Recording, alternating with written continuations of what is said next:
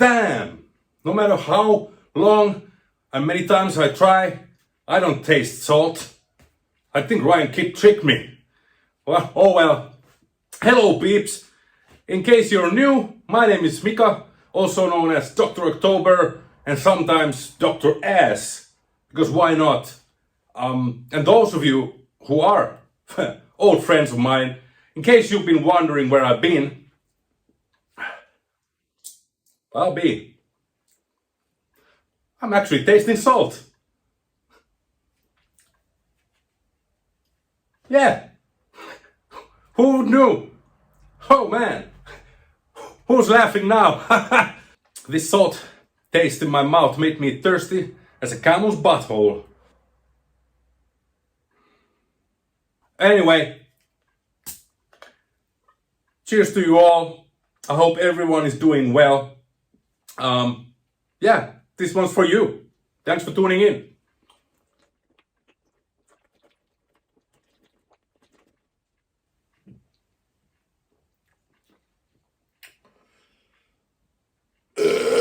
Now, if you're wondering why am I drinking this piss, it's because I'm a sucker who buys piss when it's on sale. Yeah. As I was saying, in case you were wondering where have I been, well, I was on vacation with the missus, and since my missus is from Greece, we tend to go there at least once per year, and that's what we did again. This was actually our second trip this year. We went earlier in April, and now we went there for 3 weeks. Yeah, so what we usually do is that we jump in the car and we just drive there through 2 countries. It's about usually 15-16 hour trip. And because why not? I mean, we love road trips. They're fantastic.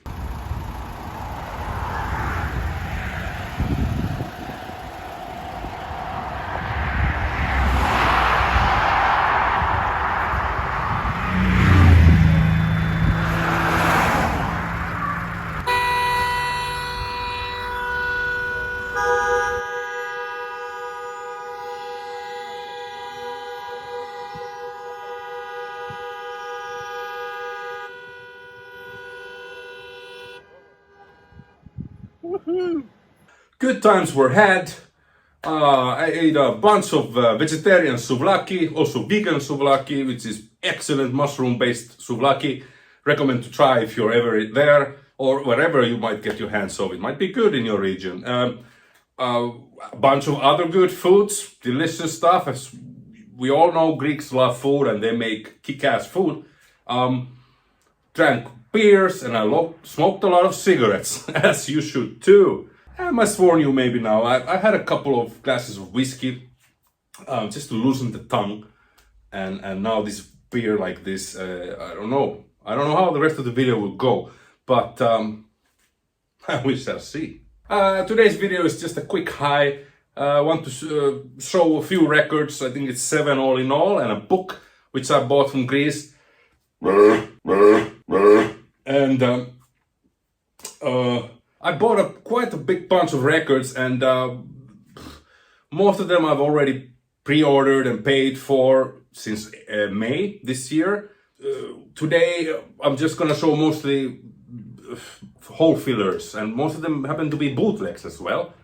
And I'm gonna make another episode later on about the newer records that I bought or bands that were new to me. So yeah, a little bit whiskey. Okay, let's start with the book. I bought The Journey to the Center of the Cramps by, what was it, Dick Porter. I haven't started this yet. I've heard good things about it. It's quite a thick book. How many pages is this? 300 something, 299 I see here. 300, okay, it's a 300 page book. About the Cramps. What can I say?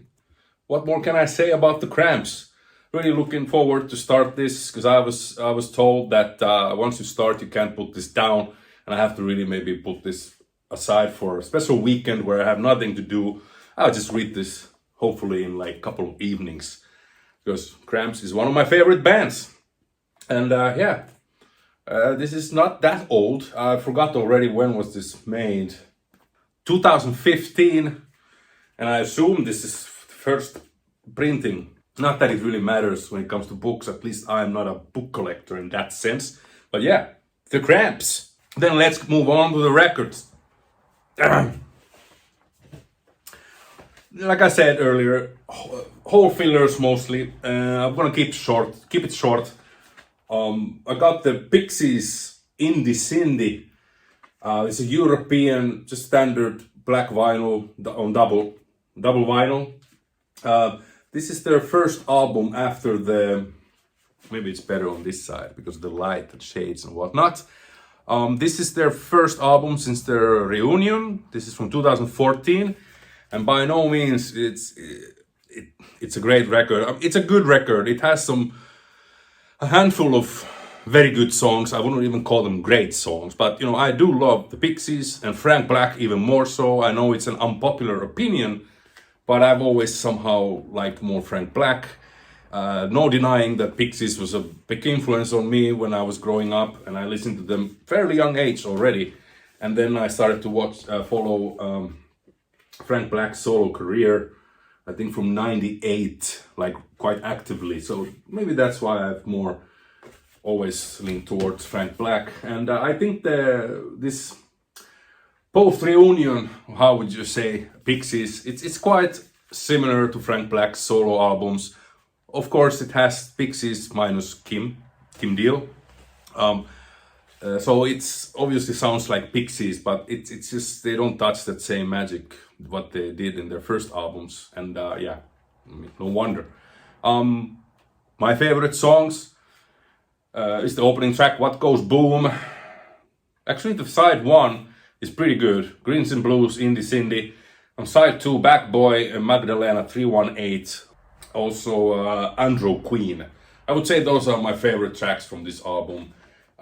Yeah, it's a cheap record if you want to grab this. Usually you can find this pretty cheap, and as did I.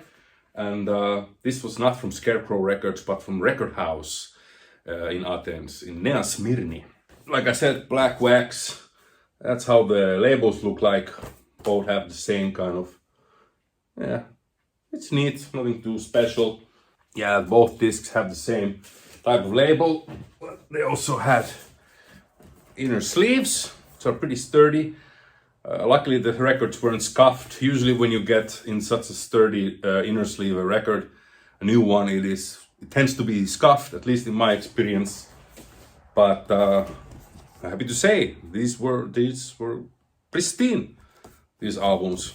And it sounds fantastic. Although I still would have preferred to have this on one vinyl. It's a bit annoying to flip the side so many times with this record because the songs are not that long. They're like 3.5, 4 minutes, something like that. So I don't know. But hey, if it was for the better sound, yeah, I can get down with that. This version as well came with the CD version of the album, and I believe I will be tuning into this whenever I want to listen to this album.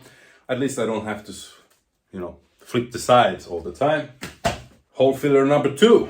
This has been shown by several good friends in the VC, and I've been postponing getting this album, but now I got it finally. Have it in the outer sleeve because of the hype sticker, so you can see. So GISM, Detestation. What was this album called? Detestation, exactly. Doubting myself already. That means that I'm getting drunk. Yeah, fantastic fucking lo-fi noisy mess of hardcore punk and metal, I would say. So I'm not gonna go too much into this. Vinyl Richie has shown this. Cliff, the vinyl Cheesecake as well, and Stevie, I believe, most recently.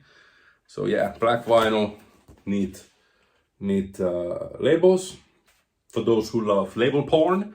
And yeah, it has this annoying glued on fake Obi thing on it. But man, such a fucking killer of an album. I mean, Stevie did make did do a needle drop. It came with this little mini poster insert kind of thing. There you go. Let's show them quickly. So Stevie did a new drop of this, but since it's such an awesome album, I think it deserves one quick snippet as well. Don't you think, Stevie? Yeah, brother. Just go ahead and play the clip. Right on.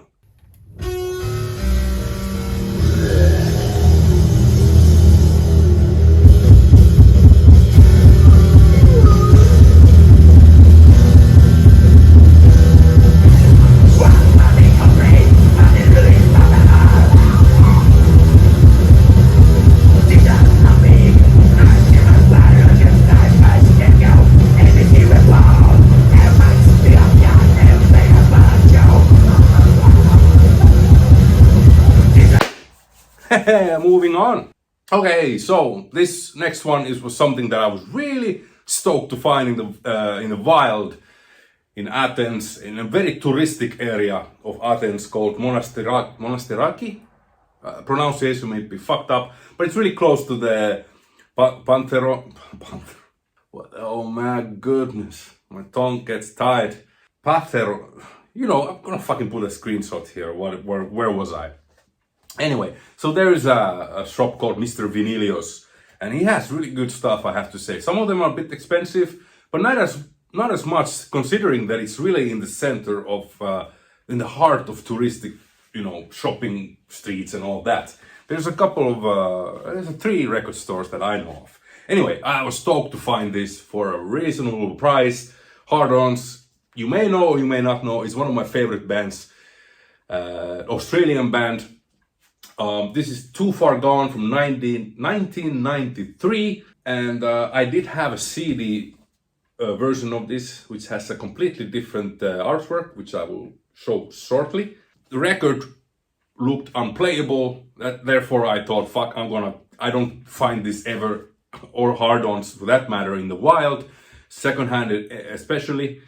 And if you look from Discogs, you have to pay, with shipping, minimum 50 to 60 bucks always for this. I mean, for this condition, I was really happy to pay what I paid. Anyway, only thing with the sleeve is that it has a little, kind of tiny little water damage, you can see.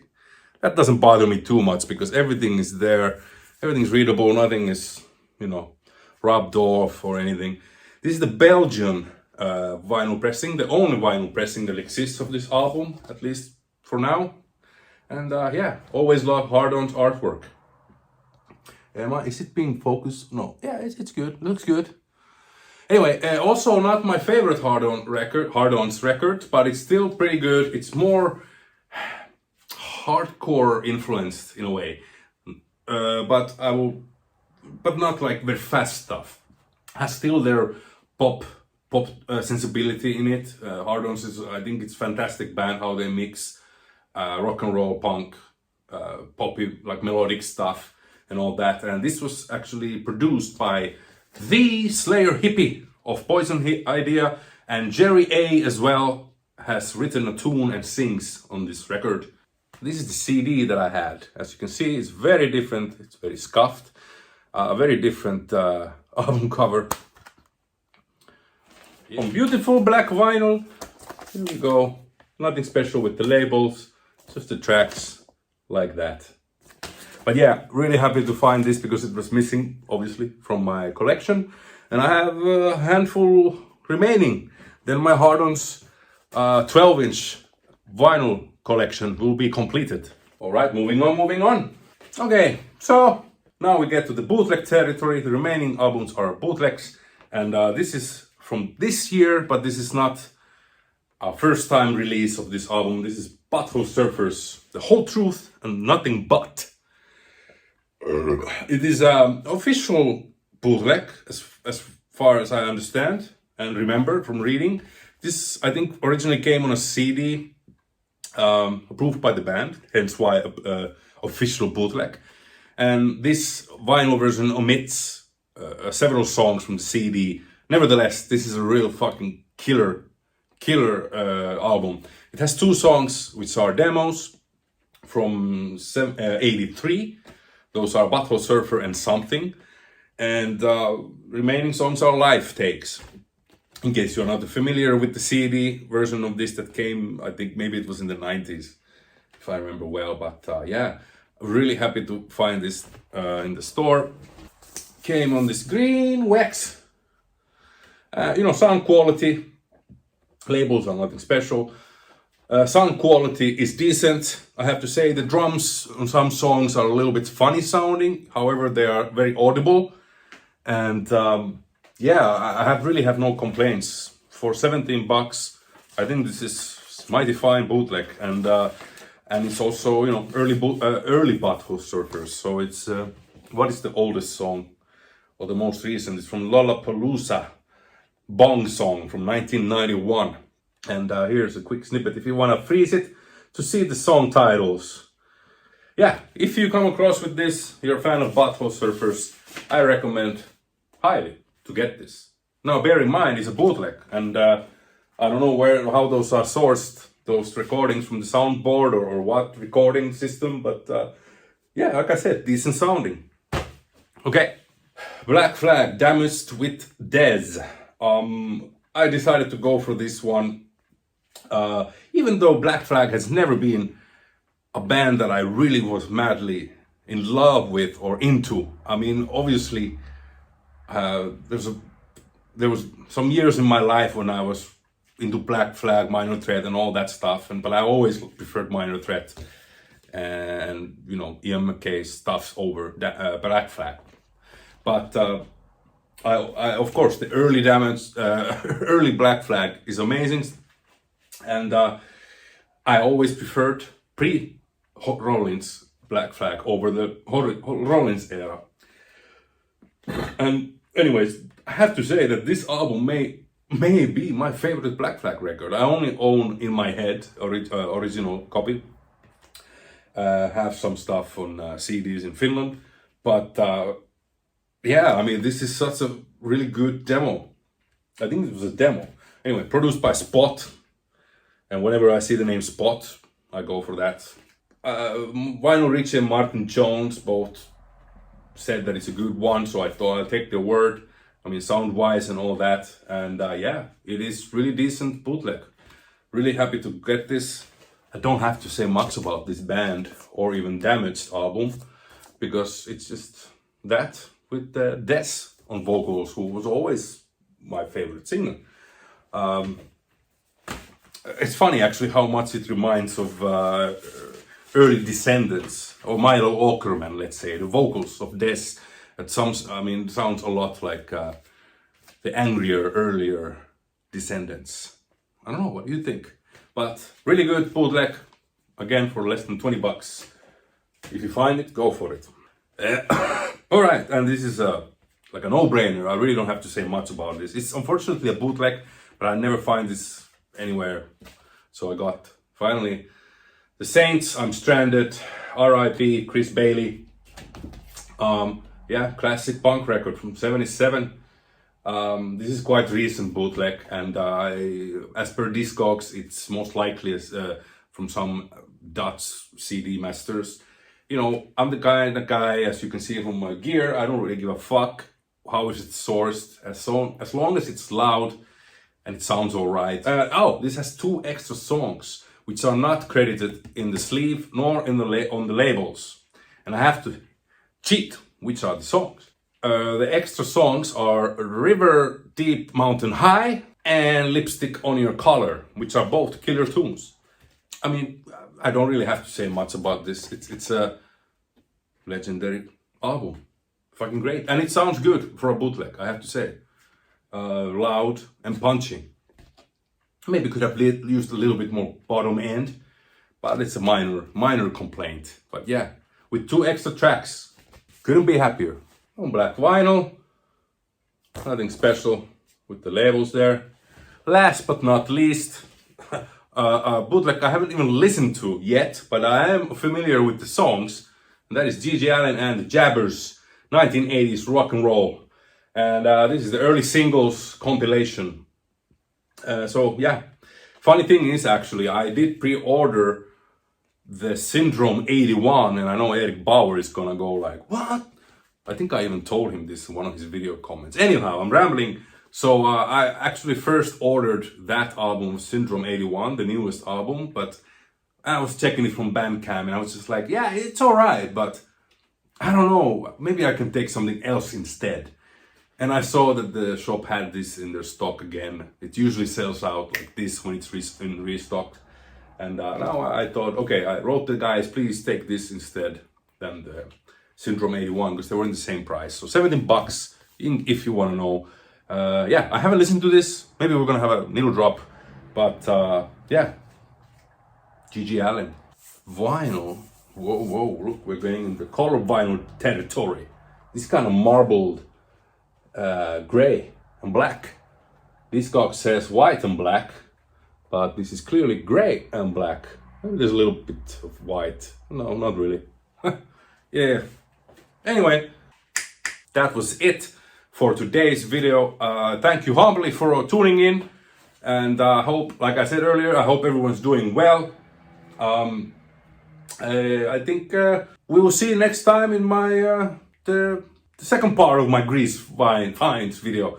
And please remember, please be advised that this Saturday, 10th of September 10th at 6 p.m. Central, 7 p.m. Eastern, or the other way around. Anyway, there's gonna be Doctor and the Kid episode 28 live stream again. Thank you, Stevie, for stepping in my small shoes last couple of weeks ago, 3 weeks ago, whatever, when I was in Greece. Thanks for that, brother. And yeah, we're gonna do another stream. Please come there. I will put the, if you're new, I put the channel link in the description. And that being said, take care, everyone. Till next time, have a wonderful weekend. Hope to see you in the stream. Yeah. Cheers.